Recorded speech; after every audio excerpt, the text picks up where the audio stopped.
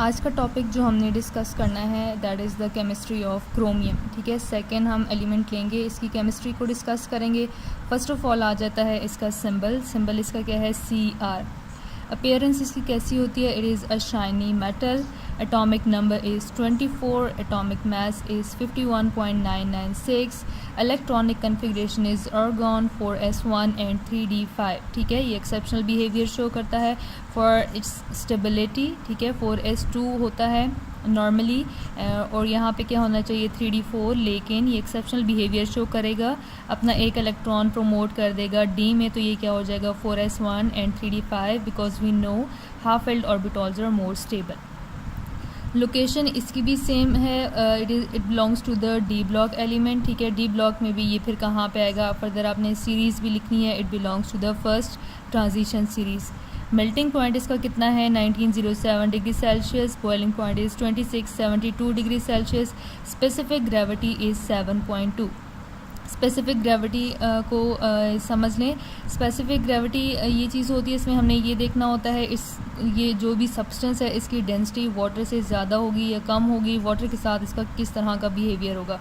तो वाटर की specific gravity 1 होती है। अगर किसी भी चीज़ की ग्रेविटी 1 से ग्रेटर होगी और उसको जब हम वाटर में डालेंगे तो वो उसमें सिंक करेगा, ठीक है, उसमें नीचे बैठ जाएगा। लेकिन अगर कोई ऐसा सब्सटेंस है जिसकी स्पेसिफिक ग्रेविटी 1 से कम है, फॉर एग्जांपल 0 है या माइनस की कोई भी वैल्यू है, तो उसको जब हम वाटर में डालेंगे तो वो वाटर की सरफेस पे क्या करेगा, फ्लोट करेगा। तो इसकी ग्रेविटी 1 से बहुत ज़्यादा है, 7.2 है। तो जब हम क्रोमियम को वाटर में डालेंगे तो ये वाटर सरफेस पे फ्लोट नहीं करेगा, बल्कि ये उसमें क्या कर जाएगा, सिंक कर जाएगा, नीचे सेटल डाउन हो जाएगा। हिस्ट्री आ जाती है। हिस्ट्री अगर हम देखना चाहें, इसको किसने डिस्कवर किया है, लुइस निकोलस वैक्यूलिन में, और ईयर कौन सा है 1797। एटमोलॉजी अगर हम देखना चाहें, chromium is a Greek word which is derive from the word chroma. Chroma का मतलब क्या है, कलर। ठीक है, इसको हमने कलर की बेस पे नेम क्यों दिया है, क्योंकि क्रोमियम के मोस्टली जितने भी कंपाउंड्स होते हैं वो क्या होते हैं, दे आर कलर। ठीक है, large number of coloured compounds formation की वजह से क्रोमियम को हमने कलर की बेस पे नेम दिया है। ओके, यूजेस अगर हम देखना चाहें, ये हमारे लिए हमारे पास सबसे ज़्यादा यूज़ होती है इलेक्ट्रोप्लेटिंग में। इलेक्ट्रोप्लेटिंग में क्या होता है, एक मेटल के ऊपर दूसरी मेटल की लेयर लगा दी जाती है। ठीक है, और ये हम क्यों करते हैं, ताकि वो क्या हो जाए, एक तो वो ड्यूरेबल हो जाए, लाइफ टाइम उसका इंक्रीज़ हो जाए, उसकी कोरेजन ना हो सके। तो क्रोमियम ख़ुद जो होता है ये क्या है, कोरेजन रेजिस्टेंट है, इसकी कोरेजन नहीं हो सकती। तो जब हम इसकी लेयरिंग कर देंगे किसी भी और मेटल के ऊपर तो उस सब्सटेंस की भी कोरेजन नहीं हो सकेगी। Second one, it is also use for making stainless steel. ठीक है, स्टेनलेस स्टील की फॉर्मेशन में भी यूज़ होता है, और वो भी हम इसको इसलिए यूज़ करते हैं स्टेनलेस स्टील में क्योंकि ये क्या है, कोरेजन रेजिस्टेंट। अकरेंस अगर हम देखना चाहें, like all other metals it is also present in the earth crust. ठीक है, अर्थ क्रस्ट में है, फ्री फॉर्म में ये नहीं होता, हमेशा कौन सी फॉर्म में होता है, ओर्स की फॉर्म में होता है, कंबाइंड स्टेट में होता है। रैंकिंग अगर हम देखना चाहें, अर्थ क्रस्ट में जितने भी हमारे पास मेटल्स प्रेजेंट हैं, हर एक की अबंडेंस डिफरेंट है। तो जो हमारे पास क्रोमियम की अबंडेंस पे का जो नंबर आता है वो क्या है, 21st। ये 21st मोस्ट अबंडेंट एलिमेंट है इन द अर्थ क्रस्ट।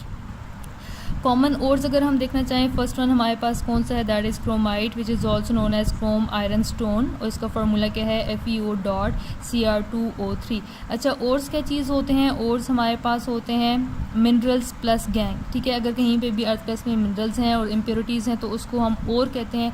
अब मिनरल की बात आ जाती है तो मिनरल क्या होता है, मिक्सचर ऑफ मेटल्स। तो यहाँ पे देखें आयरन भी है और क्रोमियम भी है, दोनों मेटल्स हमारे पास मिक्सड फॉर्म में है, कंबाइंड स्टेट में है। तो ये जो हमारे पास कंबाइंड स्टेट आती है इसको मिनरल कहते हैं, और इस मिनरल के साथ जब इम्प्योरिटीज़ भी अटैच्ड होंगी like in the form of sand, mud etcetera, तो उसको हम क्या कहते हैं, it is known as ores.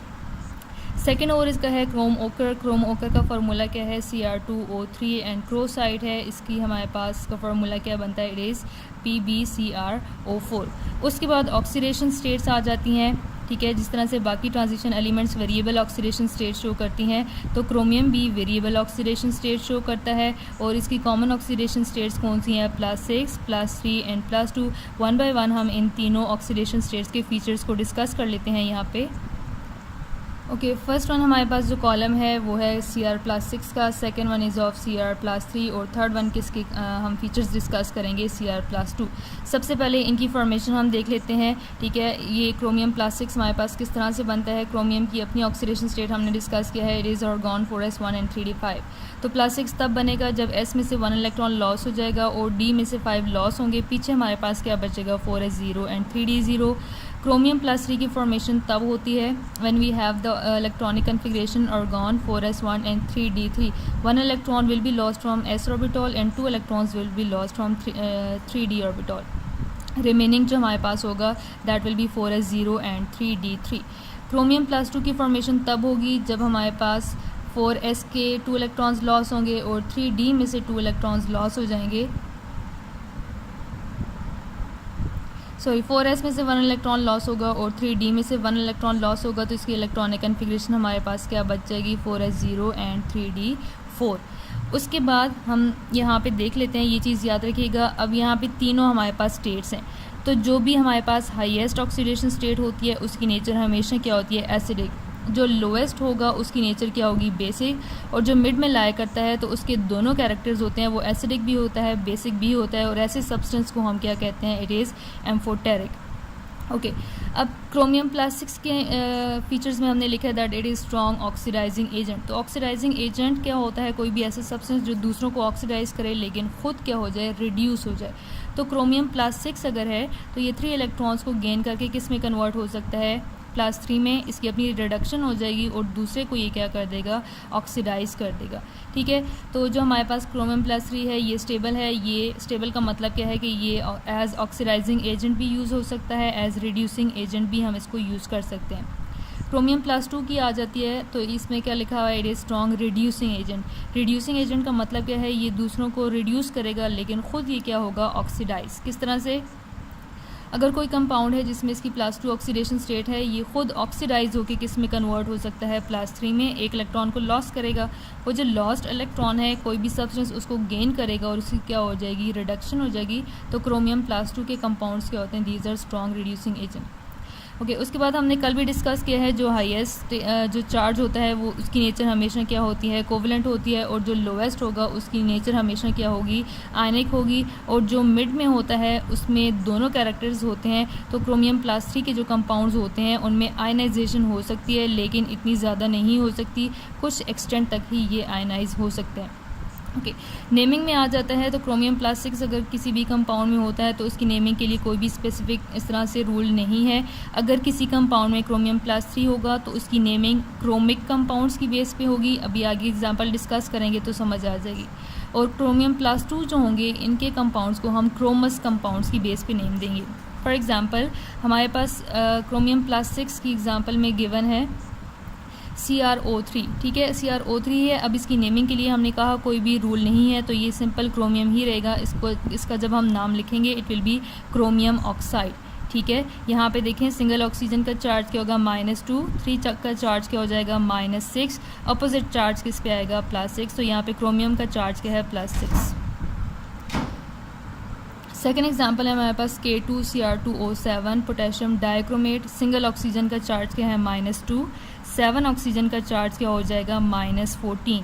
Potassium single का चार्ज क्या होता है, +2। 2 पोटेशियम होंगे तो चार्ज क्या होगा हमारे पास, सिंगल का +1 और 2 का क्या हो जाएगा, +2।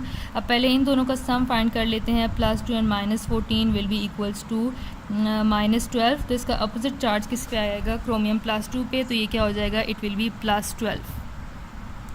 ओके, +12 चार्ज आ गया है लेकिन क्रोमियम के हमारे पास कितने एटम्स हैं, Cr2 है, 2 एटम्स हैं। तो सिंगल क्रोमियम का चार्ज यहाँ पे क्या होगा, इट विल बी +6।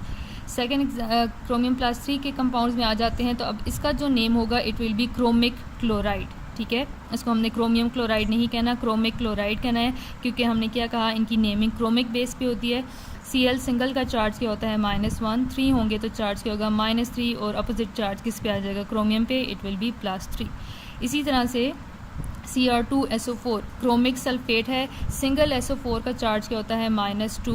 3 SO4 होंगे तो इनका चार्ज क्या होगा, इट विल बी -6, ठीक है। सिंगल SO4 का चार्ज क्या होता है, -2।